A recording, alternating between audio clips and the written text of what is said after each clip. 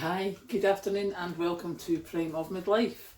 It's Saturday the 7th of May and I'm having a bit of a break to make some coffee, and I thought I would just put up a quick video about why I think we should be prepping, whatever you want to call it, in the UK. Now, as you can see, I have written down the reasons in very bad handwriting because that's with my left hand. Obviously still suffering with this one. So it's just a quick video and just to let you know, how I started this, why I started this. And it started back last year, whenever the supply chain thing started with the shortage of lorry drivers and shortage of veggie picking staff and such. And it went through my head with, okay, so if we've got not a lot of drivers, the drivers are going to have to get paid more, which means prices are going to go up. It would be better if I bought stuff now at today's prices and stashed it, rather than wait till next year when things go up. So that was my first inclination to start prepping. And then the second one was when I heard about the energy costs that were going to go up.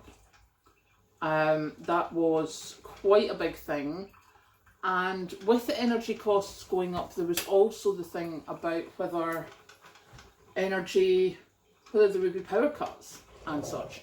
So that was when I bought a dehydrator, because I thought if the freezer goes out, I still need to be able to try and feed myself, or have food that I can access easily. So energy costs, as we all know, went up in April and they're going up again in October. So yeah, I'd rather buy stuff now while I still have, not a lot, but I still have some disposable income. I'd rather use it to get a bit of a stockpile going, get a bit of spare capacity for my food shopping. So that if the energy prices go up as the way that they are intending to, or that they're advising us they're going to go up, I think that's going to be quite a big hit for a lot of us. Number 3, farm problems. I, as you can obviously hear, come from Scotland. I'm in quite a rural area, and having spoken to people who I know personally, it's things like I don't know what measure it is, I'm presuming a tonne of feed was £600, it's now £900. Within a couple of months it's gone up £300.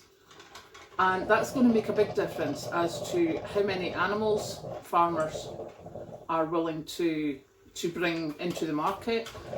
Fertiliser costs, as we know, with Russia and Ukraine are through the roof, and that's if you can get them.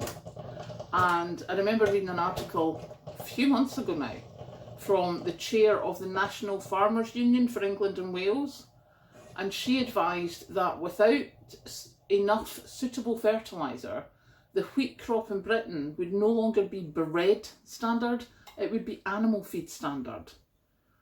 So I got flour, obviously, as you do, because if we're going to lose that kind of standard of food, or the amount of food, then I'd rather have it now so that I can wean myself off it gradually.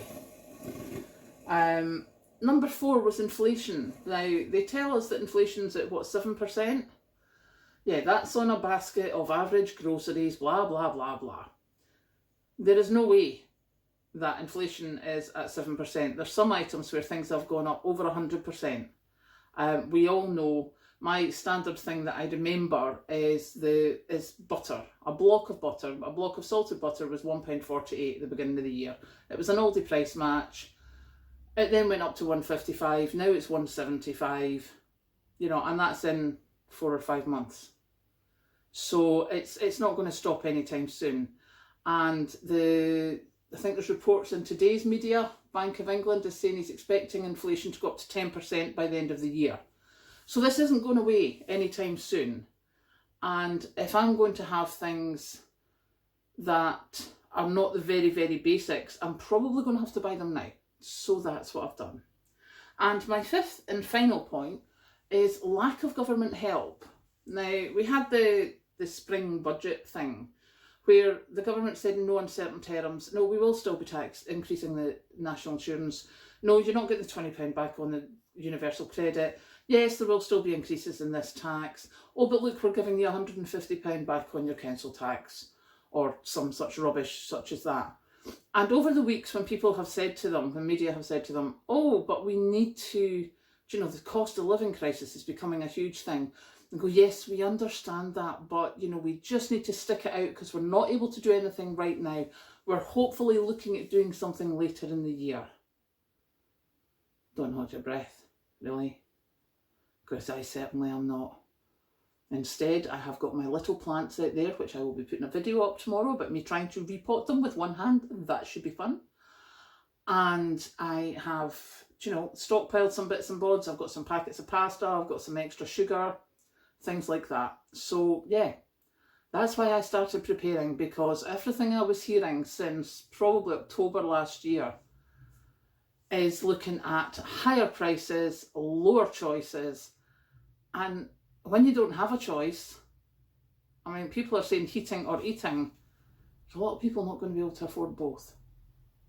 So I am trying to get myself set up so that as my buying power disintegrates, I at least have some sort of backup.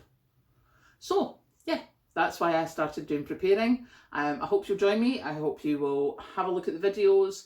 Please put your comments down below. Let me know if you've started preparing, or if you're thinking about it, or again, if you're any good at gardening, please tell me what I should be doing now, because plants are growing and stuff. See you later. Bye.